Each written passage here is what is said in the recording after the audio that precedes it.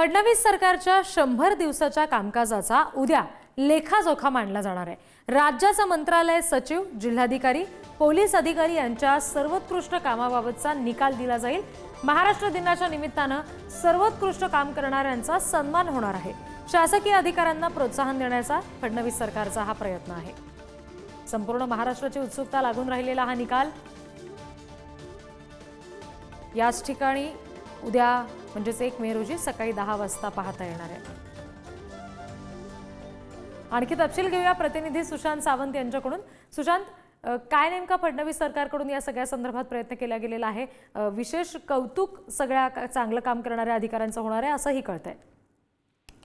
अगदी आपण बघितलं तर देवेंद्र फडणवीस मुख्यमंत्री पदाची शपथ घेतल्यानंतर 100 दिवसांचा एक कार्यक्रम जाहीर केला होता आणि त्यानुसार त्यांनी काही बैठकांचा आढावा घेतला होता। बैठका ते घेत होते। 100 दिवसात नेमकं काय काय करायचं, कशा पद्धतीची कामं करायची, प्रत्येक डिपार्टमेंटला त्यांनी वाटून दिली होती। आणि आता ज्या डिपार्टमेंटमध्ये चांगलं काम करण्यात आलंय त्या विभागाला आता पुरस्कार देण्यात येणार आहे। आणि उद्या खरं तर हे निकाल जे आहेत ते जाहीर होणार आहेत। यामध्ये राज्यातील उत्कृष्ट 5 मंत्रालयातील विभागांचे सचिव, 5 मंत्रालयीन विभागांचे आयुक्त, संचालक, 5 जिल्हाधिकारी, 5 पोलीस अधीक्षक, 5 मुख्य कार्यकारी अधिकारी जिल्हा परिषद, 4 महापालिका आयुक्त, 3 पोलीस आयुक्त, 2 विभागीय आयुक्त आणि 2 पोलीस परिक्षेत्र महानिरीक्षक यांची नावं उद्या आहेत ती जाहीर होतील।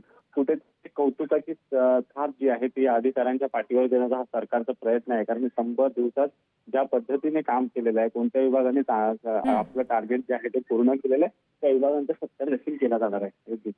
जी सुशांत, धन्यवाद दिलेल्या सगळ्या माहितीसाठी। Thank you.